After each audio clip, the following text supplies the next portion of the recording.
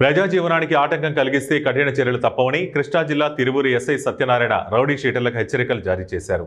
నేడు పట్టణంలోని rowdy షీటర్లను police స్టేషన్కు పిలిపించి కౌన్సిలింగ్ నిర్వహించారు.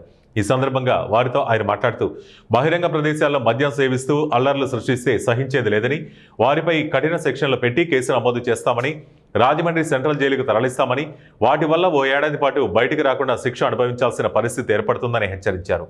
రౌడీ షీటర్లు తమ ప్రవర్తనను మార్చుకోవాలని, మంచి ప్రవర్తన కలిగి ఉంటే వారిపై రౌడీ షీట్లను ఎత్తివేస్తామని తెలిపారు. రౌడీ షీటర్లంతా ప్రతి ఆదివారం పోలీస్ స్టేషన్లో కనిపించాలని ఎస్ఐ సత్యనారాయణ ఆదేశాలు జారీ చేశారు. సో యాక్టివిటీ మీరు ఏదైనా మూమెంట్ ఉంటే పర్సనల్గా ఉండాలి తప్ప కనపర్తి వెంకటేశ్వరరావు ఇంకో పార్టీలు ఇంకోటి బయట తిరగడం, పొంగల ఉదయ్ కుమార్ తిరగడం, గొడవలు చేయడం, పొంగల ఉదయ్ కుమార్ గ్రేడ్ పెరిగిపోద్ది. గ్రేడ్ 1, గ్రేడ్ 2, A+,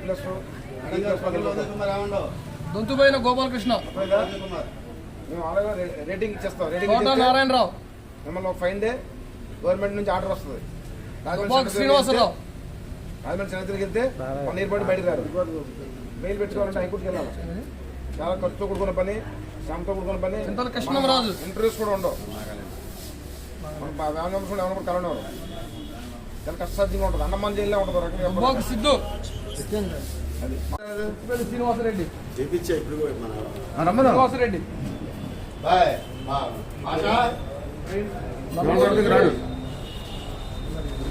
ఎవరు ఆప్షన్ రాసుకున్నావా?